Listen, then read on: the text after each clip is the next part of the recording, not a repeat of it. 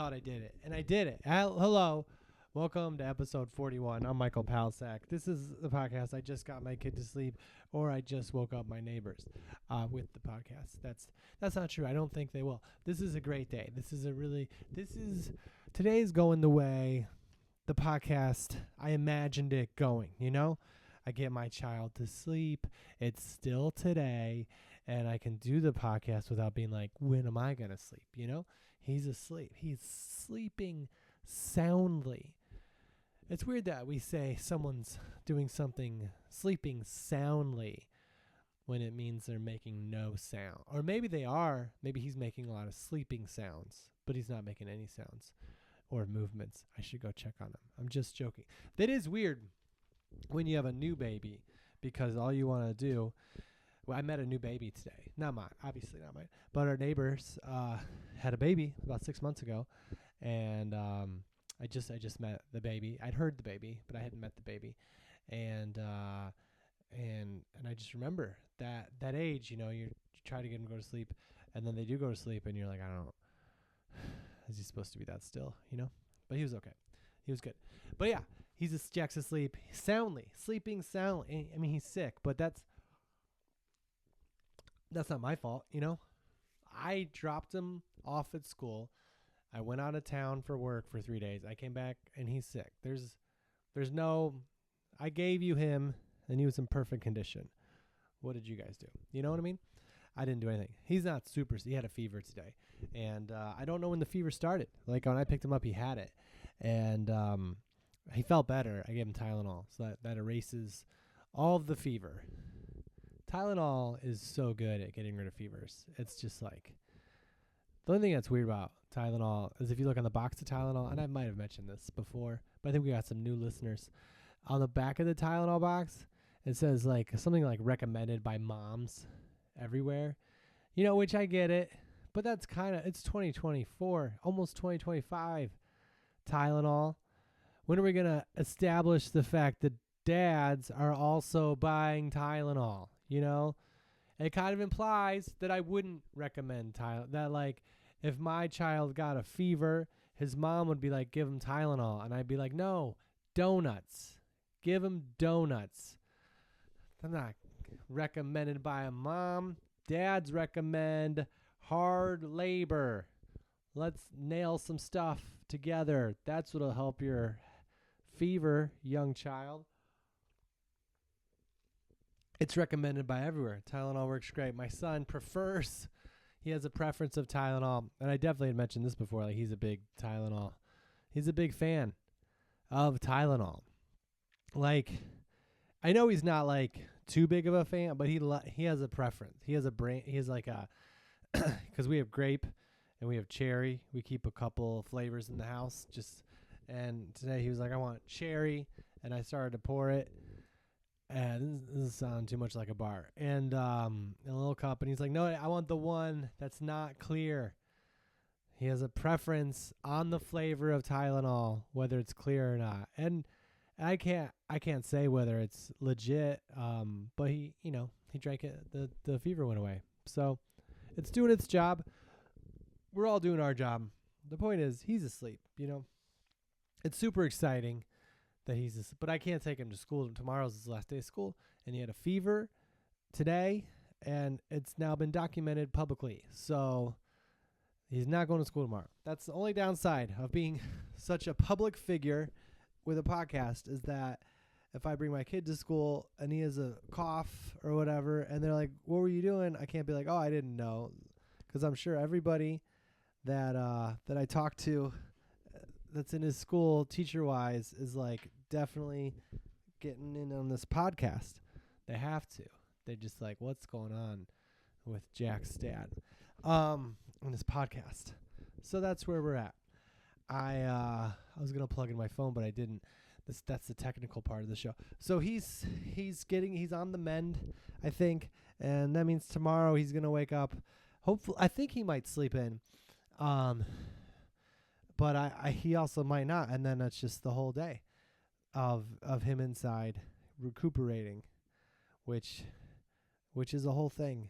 I look forward to it. It'll be like the good old days before school days, when we wake up and we just look at each other and be like, this is who we're with today. Anything that I do is going to be supervised by you. That was me being Jack. And anything that you do, I got to watch. And if something goes wrong and I'm not watching, I have to pretend and make up a story why I didn't watch. Because when they're babies, there's a moment where they're not moving and then they are moving. And I remember that moment because I set them down and I went to go get something out of the kitchen. I live in an apartment. It's not a huge leap, but he left my vision. And then I heard this is wood, but like a smack. And I was like, oh, he fell. And he didn't fall from a height. He was just sitting. And there's a certain age where they can just fall over from sitting because they can't move yet. And he fell onto the hard land. And that happened. That was a really long break. I hope you guys didn't check to see if your connection went out. I'm just drinking a lot of water, because I got my A's cup here in memoriam. It doesn't say A, but a friend gave it to me. I'm not a fan. I mean, I played on the A's when I was in Little League. My son wants to play baseball, but he doesn't know that really what baseball, he's been to baseball games, but and he knows what that is. And he likes the Dodgers, and he knows the Dodgers win. So that's like a win-win. But when he wants to play baseball, he thinks that kickball is baseball. And at first I was like, you idiot. You're not like you, but why would you think baseball is clearly baseball, kickball is kickball. But then I thought about it. Kickball has bases. And so baseball should really be like bat ball. And baseball could be kicking a ball. I think I'm trying to justify his ignorance. But I don't know. How do you know when to put kids into sports? I've signed them up before for stuff, and it's failed miserably. And that's okay. I just don't want to miss the chance where he's interested in something, and then he wanted to do it, but then I didn't support it, and then it fell out of his life forever. And then 25 years go by, and he's like, I'm going to start doing that professionally. And you have to be like, well, no, unless it's stand-up, you can't really just start something as an adult like that. So those are my fears. Just to get the fears out early is that as a parent, I'm not going to introduce him to something that he'll want to do later, and I'll ruin his life forever. Because I had parents that introduced me to a lot of stuff early on, but not everything. I didn't get piano lessons. My younger brother got piano lessons. Youngest, I think, gets stuff like that. I think when you have a couple kids and you get to the last one, you're like, maybe we should give him some skills, so train him for some stuff. But yeah, Jack is asleep. Episode 41. Hello, sleepers. How was that cold open? We got a lot to talk about today. I don't know what it is yet, but it's going to be great. No, we got a friend here. This is proof. This is a stuffed animal. It attaches to a backpack.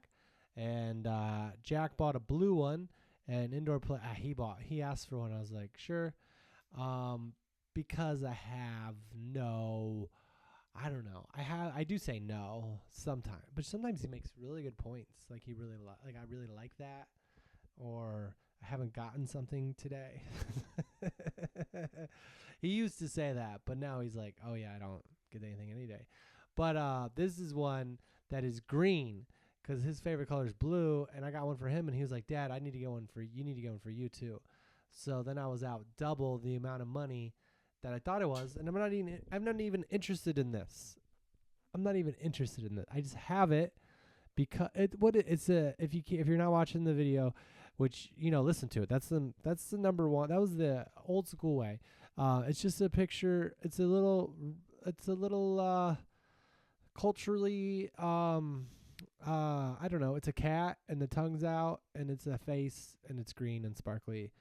Afmao. That's what it's called. Maybe it's big in some circles. And now it's in my life. But that was on stage for a second. Today was the day where I came in to town because I was out of town. That's how it usually works. I was in where did I go? Well, I drove almost a whole day this week, 24 hours.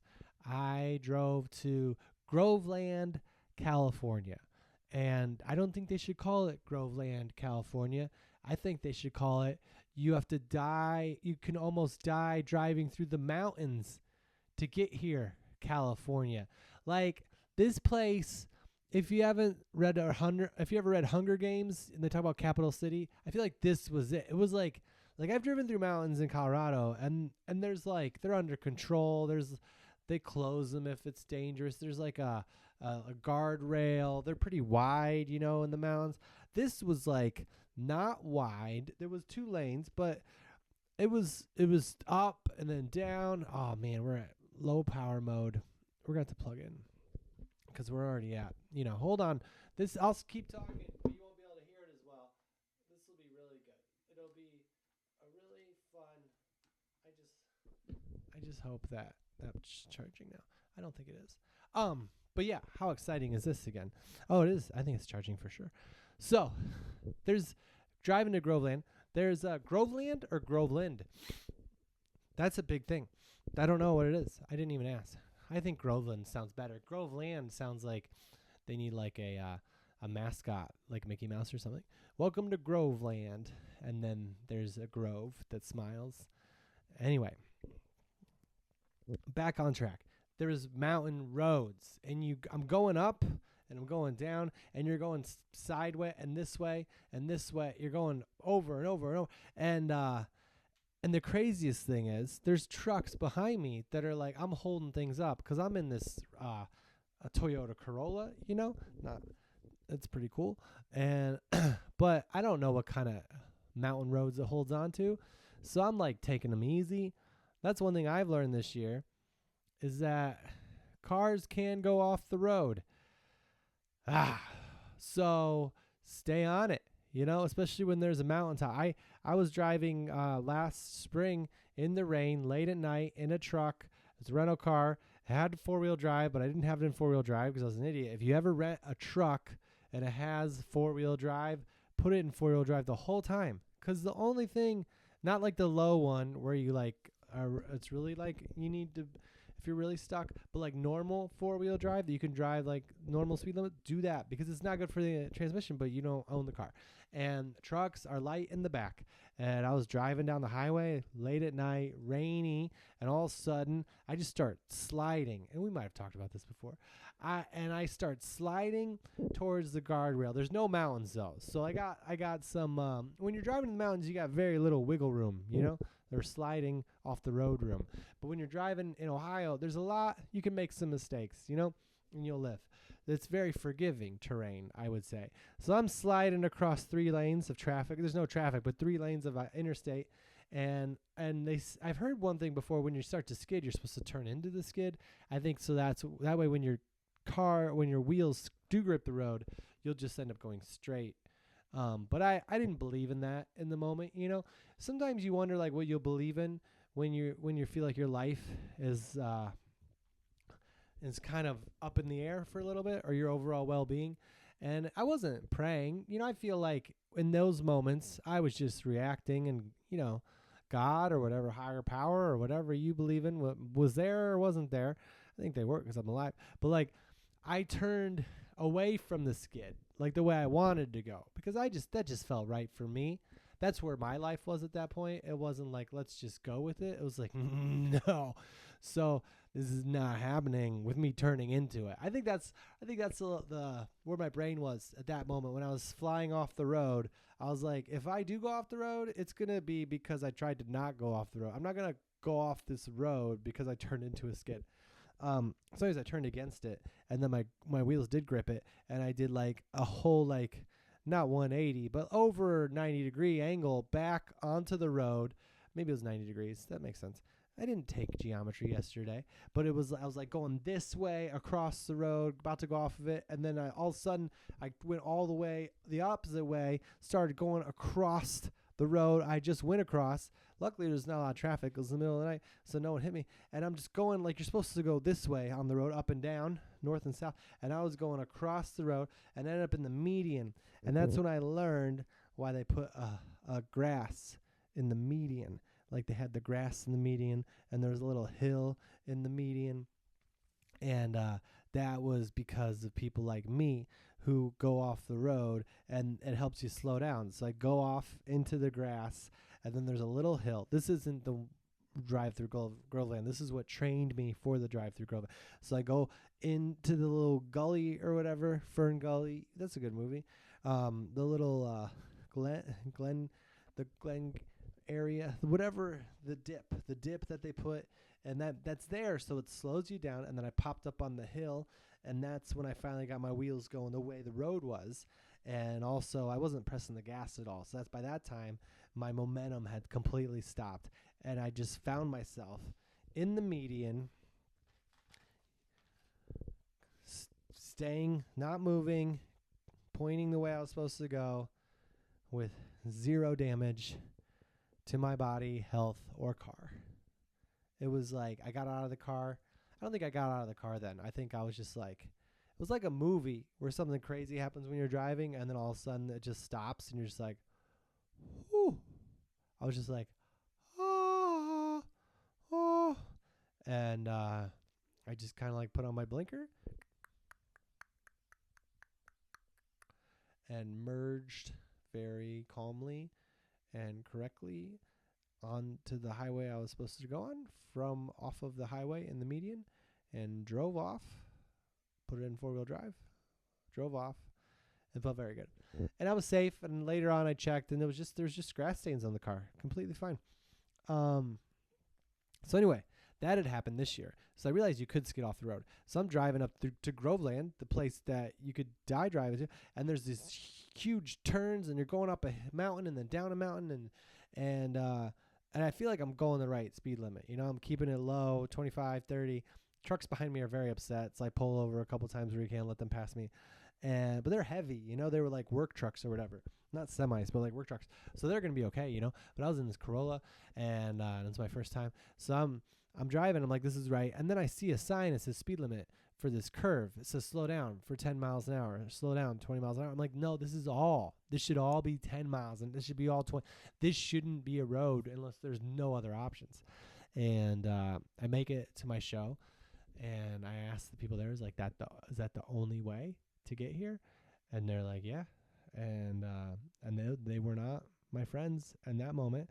Because then after the show, a lady came up to me, and she's like, here's how you go home. And you go to Medic Hospital, MEDAC, and then you go down. And the GPS, for some reason, takes you through this, what she called it, like a murder road, a death trap road. And the other one didn't. So that was fun. And then I drove home, and my son had his Christmas holiday pageant production program. It was interesting because, I don't know, I went to Catholic schools growing up, and kindergarten was the age growing up where the kindergartners did the Christmas story, like Mary and Joseph. My younger brother got to play Joseph. He was a star. You know, I just did my best, but he got to be the lead in kindergarten. He was Joseph. He had a lot of lines, and he nailed it. Now that my son is in kindergarten, I can't imagine him memorizing all of those lines. You know, that's very impressive. Like, when you become older, and if you want to get in acting and all that stuff, people are like, well, it's not about the lines, it's about who you are. But I'm like, for a kindergartner, that's it, you know, in theater. So, but Jack doesn't go to a Catholic school right now, so they didn't talk about the birth of Jesus at all. And they did the Gingerbread Man, which has a much different tone. You know, it's a great school. I love the production. But here's the story of the Gingerbread Man that was portrayed in play form through my child's kindergarten class. There was a gingerbread man that everybody wanted to eat, but he kept running away. It was actually a she. There was a girl that played him. I don't know. I think they're gender neutral, pretty much. I don't. No reason to get into that. But it's a man, gingerbread man, and they kept running away, getting away from, like, my son was a bear. He couldn't catch the gingerbread man as a bear, and there's some people that wanted to eat him. And then there was a fox, and the fox tricked the gingerbread man, and then he ate the gingerbread man. The end. That was the end of the story. Merry Christmas. Like, and it's not a public school. Like, they could have done some Christmas stuff or some all religious stuff. But that was the message, was gingerbreads are idiots. I think that's what it was. But kindergartners don't look into it too much. It was very cute. And my son in his class, their kindergarten's the oldest. So, like, they kept going younger. They let the kindergartners, the older kids, go first. And then they had, like, three-year-olds go out, and then 2-year-olds go out. And if you're a parent and you're watching and one of your 2-year-olds was there, I don't think, they just made the 2-year-olds go out and stand. And then they played music that they didn't sing to. And I'm not judging, but we're in LA, you know? There's producers. Your first impression is your forever impression. So don't put your kid out there. They're just gonna, I guess it was pretty cute. But yeah, I came back down from that for that. I drove through it all, and then I flew out to Nashville, Tennessee. I earned a lot of points. I am going to be able to fly with my son for free on Southwest Airlines because of a companion pass. I have this thing. This isn't an ad. No one cares. But, like, I had this thing pop up on my computer where if I booked a hotel at this place, I could earn enough points and pay a little extra money too to get a free ticket for him. So that's really exciting. So I stayed in this really cool hotel in Nashville called The Graduate. Have you ever stayed in a Graduate hotel? They're like cool themes. I stayed in one in Seattle one time. The theme is like a college dorm, but it's like really, really nice. Like, I posted some stuff in my stories. Maybe I'll post on my Instagram. It was like a Dolly Parton theme because Dolly Parton went to college. And I think she's Nashville, you know. Music, Michael, music. And there was like such cool like artwork. Dolly Parton's face was above my bed in painting form, which if this was any other town and any other hotel, that might be frightening to fall asleep underneath Dolly Parton's face. Not because of Dolly Parton, but just like, I don't fall asleep under people's faces, you know. I would just be like looking up being like, okay. But it was funny. And the hotel was really nice. And then I drove to Louisville for a holiday party. Shout out to Messer Construction. If you're looking for some constructing, if you're a university or any sort of corporate building, look up Messer Construction. I'm sure it's really good. I don't know. They booked a really good comedian for their holiday party, and that was fun.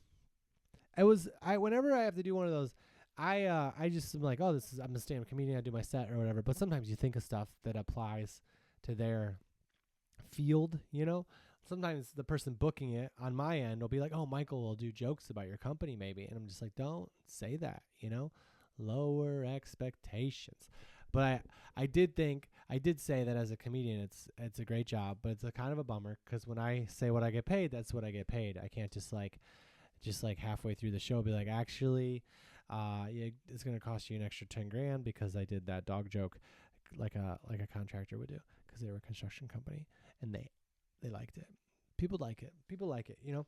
And then I drove back to Nashville, and then I drove to Memphis and did a show for like 10 people, and 2 of them were children. So really 8.5 people, I guess 9, I don't know. But the show was at Lafayette's Music Room, which is a music venue. It was a Sunday, and it was raining in Memphis. But also, I think Sundays aren't big for me. You know, I feel like Sunday works in like a cool like place for kind of like Asheville. I've done shows on Sundays, and like Portland, Chicago. But like Memphis was not having it. I don't think. Yeah, the people that were there were the best. It was the best crowd ever, but it was just a very small crowd. But the people that were there were very nice. The guy running the show did a thing where I was like, hey, can we, turn the lights down and turn the music? And he's like, oh yeah, we're going to turn the music off, turn the lights on. I'm like, oh, turn the TV off too. And he's like, oh, of course. And he just turned the TV off behind the stage. So like all the other TVs behind the crowd were on and at the bar, and it was on Fox because they were watching football. But then it was just like The Simpsons and Bob's Burgers.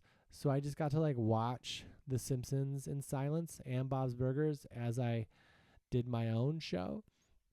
which was interesting. Like it was just kind of a weird thing to think like who's in a bar there and a show starts, so you had to pay to watch, being like, I gotta see what The Simpsons looks like today too though.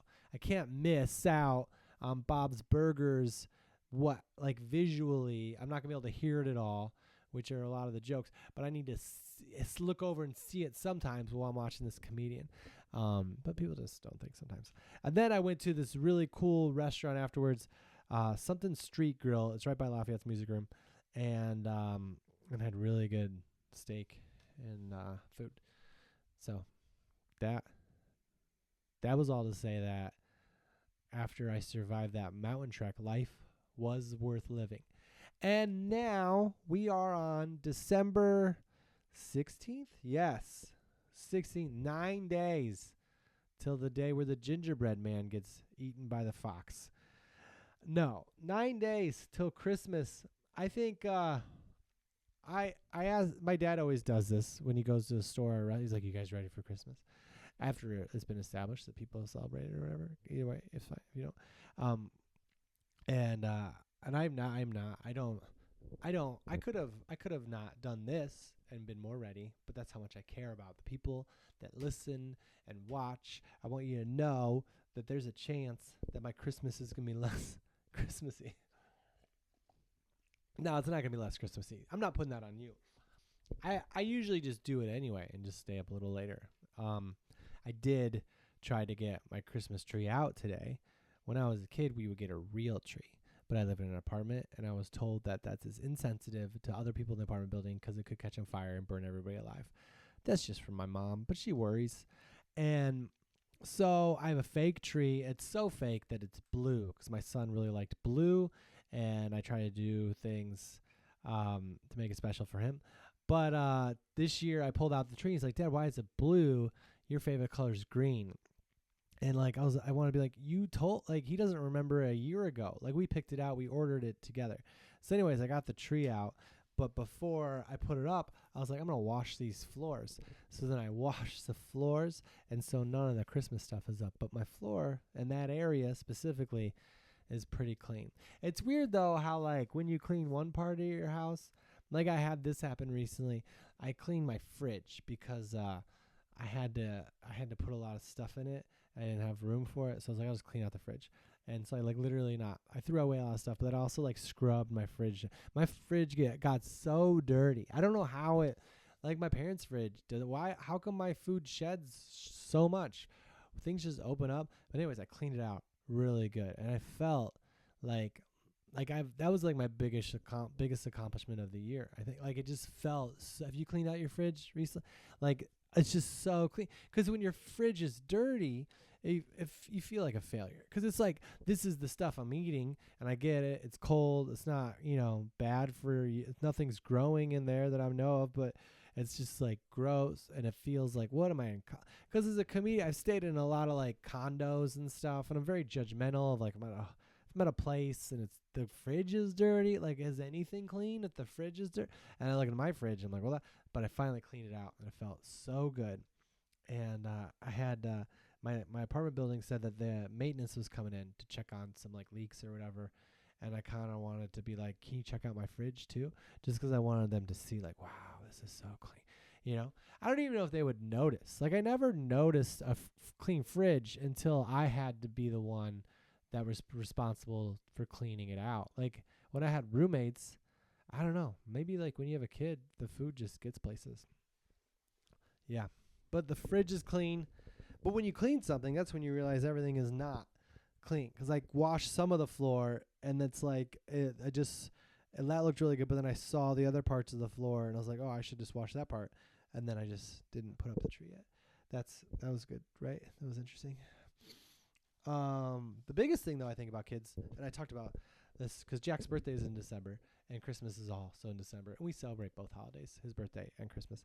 And a lot of people, give kids presents and toys. And so it's like time to for me to get rid of some stuff without him knowing. Like, here's my method, okay? This is my method. Are we still doing music? That's a parenting skills song. Here's my parenting skill. So what I do is I take when it gets messy, because they say that kids should only have, when they're younger, but yeah, anytime really, should only have like, I don't know, 6 toys or 10, out.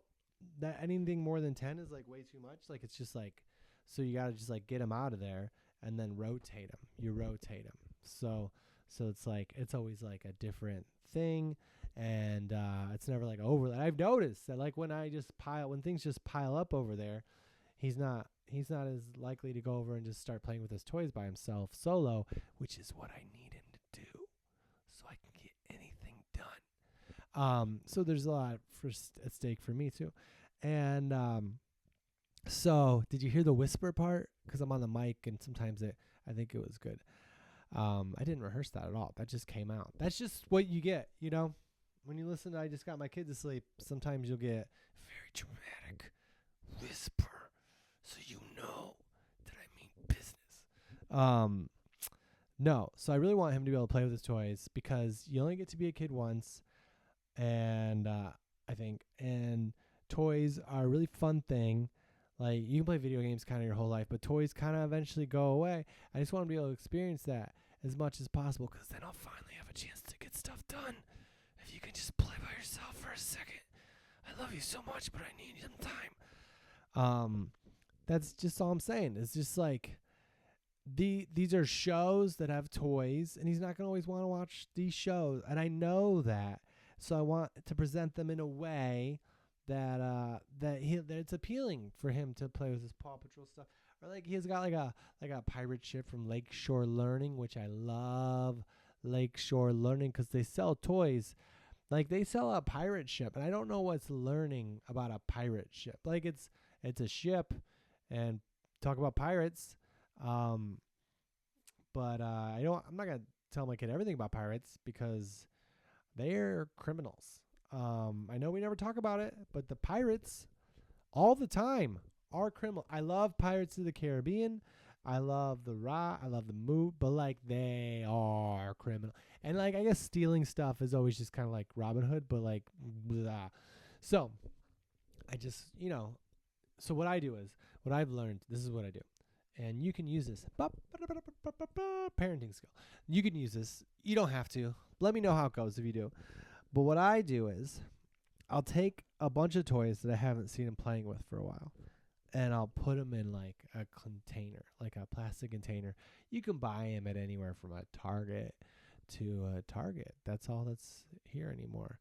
There's a Walmart by me, but I know they're not everywhere, and it's a little vast for me. Like I feel like I could walk into that Walmart and just become out a different person.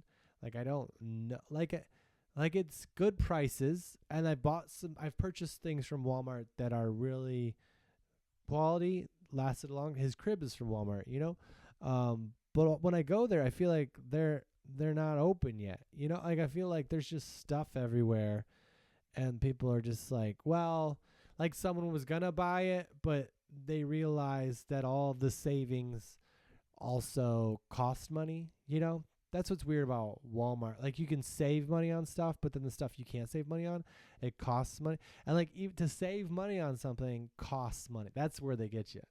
That is where the big stores, you think you're saving money, but the only way to save the money is to spend money. And that just messes with your brain, because you're like, well, I'm saving money, but then you're like, but how am I saving? I think our best way to save is just stay out of the store. But I just feel like there's a lot of stuff around in Walmart. So, but I'll go. I've been, and it's great. His crib is fantastic. But go to a Target, get a plastic container, whatever it is, and then I put some of the toys that he hasn't really played with in a while in the container. And I'm not hard on myself. I'm not like you're going away forever. It's not like a Toy Story moment where like you're giving you away. It's just like, these are going away for now. And it doesn't mean that he doesn't like you. It doesn't mean that he doesn't we care about you just as much as these, but he's not playing with any, which I need him to do. I need him to do that. he's not because there's so much. So I just got to put you away in here. And then what I do is if he doesn't ask for that toy or think of it for like a whole year or like 6 months, and I haven't thought to rotate it out, and he doesn't ask for that toy specifically, then what I do is I just leave it in the container and I take no further steps. That I think you're supposed to like give it away or so, but I'm not at that advanced. I think part of me is just like, oh, that's who has time to give stuff away, but then I'm just like, I don't know. It feels like I'm giving away his childhood. Because the toys he's not playing with, it's not like he doesn't like them. It's just like, it's like a relationship. There's not time. There's the thing you love as a toy. I don't know. It's not like a relationship. Anyway, I cleaned my fridge. That's good. I throw away food every day. People are like, don't throw away food. I don't like it when people say that. People will be like, I never waste any food ever. I never waste it. And I probably shouldn't be critical of them because good for them. But it just seems like that's a slippery food slope, Because if it's not good, I don't think you should force yourself to eat something that you don't want just because it's going to go bad. Or if you ordered too much of it. Or if it's like you're out and then you're out still and you have this food and you're not sure if it's going to be good still. And like, I never waste food. Well, then you might, I don't know. I don't know where that was going. Let's see. Okay. Put it in a box. That's what I did. A couple weeks ago, I felt like a super dad and then a not super dad right afterwards. So I had a flight to go somewhere that was important for me to get to. And I was so happy because I could leave at like 9. And so I was going to be able to take Jack to school. And I got very excited about that because if I can take Jack to school, then that's just like a whole nother moment that I get with him. And I know if like you're a parent, you get those every day, whatever, who cares? But like if I can take Jack to school on a Thursday, that's special because usually I'm out of town. So I got so excited. I was going to be so organized. I got everything that he needed ready to go. And then we woke up. He woke up early. So we played like some games. We played a game. We ate some breakfast. Not a whole game, but we played like 5 minutes or something. And then we got ready to go. And then like we forgot a code or something. So we came back in and we got there and we got to school. And then this was 2 weeks ago actually. And then I dropped him off. And then I realized he left his backpack. I didn't bring his backpack. And his backpack was at home. And his school was on the way to the airport. So I was like, this whole thing that was so perfectly planned was falling apart in front of me. And sometimes I believe that, I don't know if things happen for a reason, but I feel like when there's a wrench in the mix, a screw loop, what's that phrase? When someone throws a wrench in it on your plans, when you have plans and then there's a wrench and it's not a fixing wrench, it's just like, why are we throwing wrenches? I don't know, but like I'm like, well, this could be amazing, Maybe this is the amazing thing somehow, because that happens. Like, I remember when Jack was a baby, I had to take him to St. Louis because his mom wasn't able to watch him, and I was like, this is gonna be hard, but it was really fun. And this is like, what's the good part of this wrench? And I was like, well, I could just. He was 5 at the time, so why don't I just skip the backpack, It's not like he's got his organic chemistry book in there. He'll be okay. But I was like, no, there is stuff in there that he could need as a child. He's an inhaler, not to give too much information. But I was like, I think it'll all work out. So I drove back home, and I got the backpack, sprinted up the stairs, sprinted down the stairs too. I didn't walk down the stairs. That would be silly. I don't know why I had to say that. Like, if I say I sprinted up the stairs, you're going to be like, you also sprinted down the stairs, right? You're not going to be like, well, no, I ran to someone I hadn't seen in a while. So we just had a nice conversation. And then I was like, oh, I got to bring the backpack. No, so I'm really good at like making flights. Like I usually worry about it, and that's when I get in my cardio. Like today, when I ran through the airport, I was like, oh, this is good. Because today I was checking out of my hotel, the Graduate, which is a great hotel, but they charged me for valet. I didn't want valet, but the guy was like, you kind of had to. And and it was fine. They were very nice. But they charged me like double for valet, and I was glad to go in. And then they're like, well, let me fix this. And I'm like, in my head, I'm like, I didn't calculate fixing valet price time. And so I'm like, no, I'm running through the airport. I'm like, oh, this is good cardio.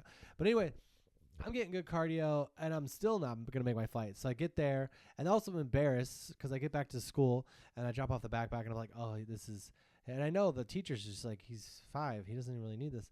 But I get it in there, and then I go to the airport, and I valet the car. I know, but I had to get it done. And so then I go through security, and then I go to the thing, and the door is closed. And they had just been calling my name a lot, which is a weird like area to walk into, like a weird group of people where we were just like, oh, we were just saying your name a lot.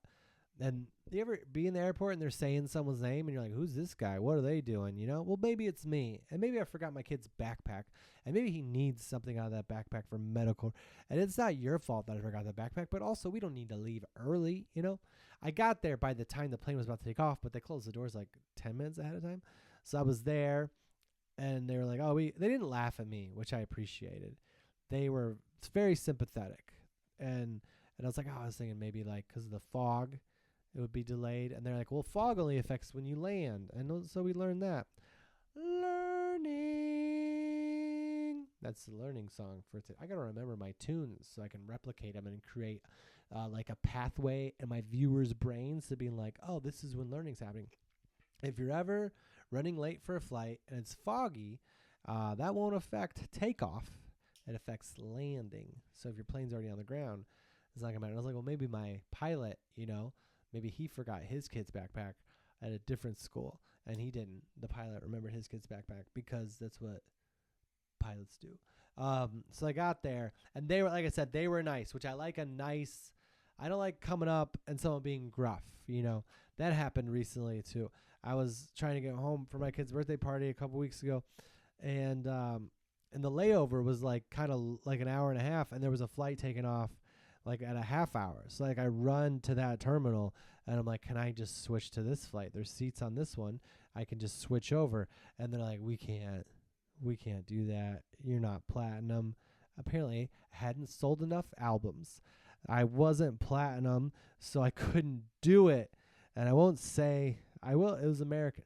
And so they were like, the lady was trying to do it, and the pilot was like over her shoulder, and he was just like, she's not supposed to be doing this. As if like that would make me feel cool or better. Like, really, she's doing you a favor, but she's not. That's what I thought it was a pilot, but maybe he was just a guy with a hat on. And she was like typing it in, and she was like, well, I bought the flight with points. I know, we're saving money.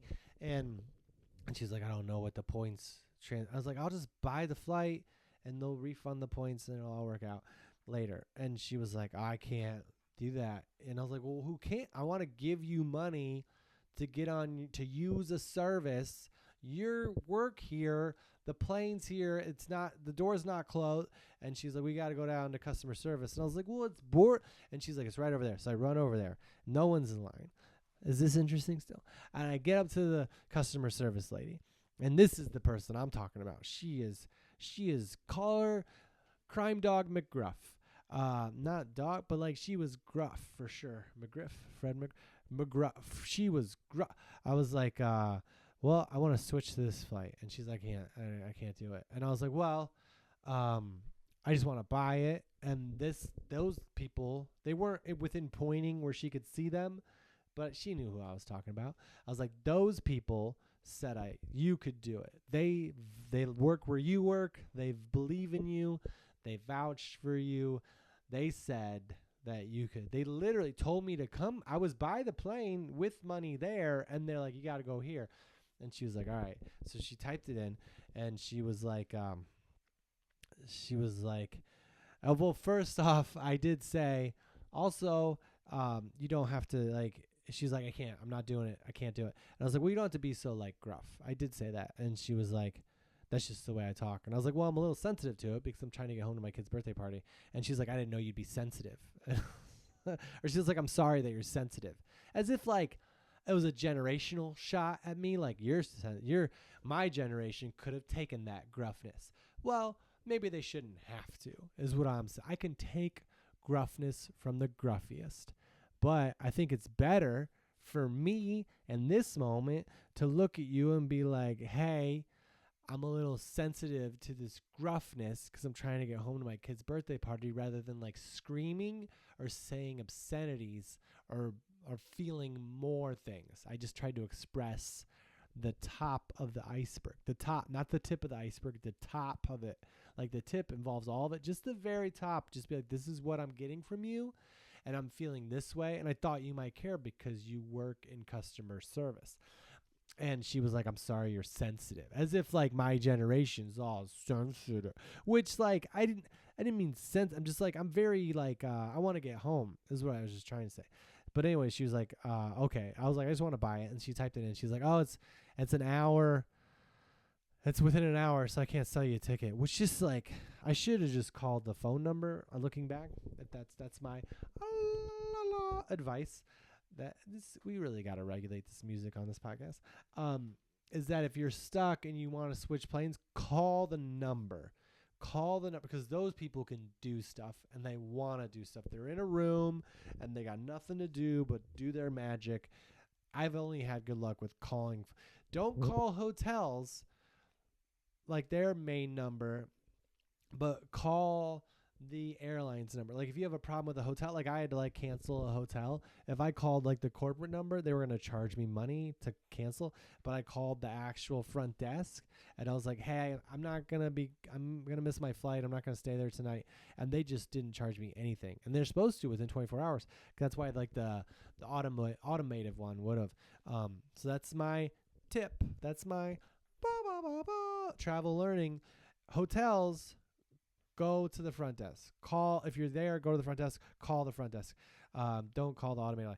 Airlines, I feel like call the automated, because it's not an automated line. It's a person, and they want to help you. They can help you. They'll do it. So anyway, I didn't do that. I went to this, and she's like, I can't do it. And I was just like, well, they said that you could do it. And she couldn't see who they were, and I don't think she cared, to be honest. I don't think she cared that I knew that she was making it up, because I ran back. Luckily I just had a carry-on. Well, I guess that's the most you can carry on anyways, is a carry-on. But I ran back with my carry-on and they were still boarding. And I was like, I want to buy a ticket. And they're like, you got to go to that. And I was like, you told me to. And she said she couldn't do it. So now I'm at a point where they told me to go talk to somebody. That person said that they couldn't do it. So now I'm like, what is it? Is it no one can do it? Because I have trouble believing that there's a seat on this plane. And I'm on one 2 hours later, and I can't just buy this seat. Like, I'm trying to give you double the money, and nobody can do that, And, I used points, so it wasn't real money on the first one. But she was like, okay. And finally, that guy that was over the shoulder before wasn't there anymore. There was no one to be like, she shouldn't be doing this. Like, you don't need a hype person when it's a great job when you book flights for people or whatever, but you don't need a hype guy. Like, he really shouldn't be doing. Like, so she starts typing, she starts doing her work or whatever, and she's like, well, you're going to have to pay for it. I was like, yeah, I know I'm going to have to pay for it. I didn't pay for the original, I used points, and I'll cancel it, and then, it'll all equal out or whatever. And I don't know if it ever did. But she booked it. And so now I'm at a place where I was, in one sense, right, Like, I thought it would make a lot of sense to be on a flight an hour later and try to get on the one earlier where there was a seat open and try to purchase this ticket at the airport where the things happen. Like, it seems like they should be able to. And she said she couldn't. She sent me somewhere else, and then she did it. She did it after saying she couldn't.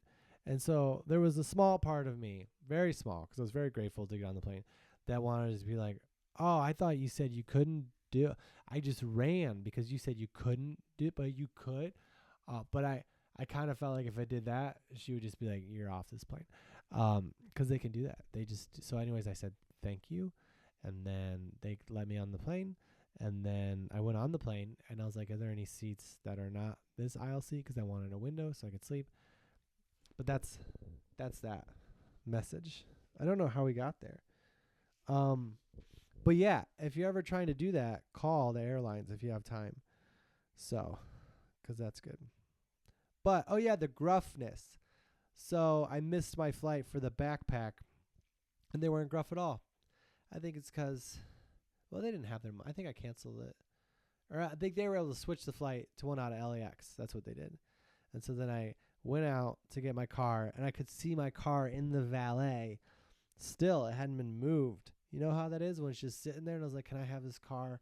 And I just pulled up, and they're like, well, you got to go pay.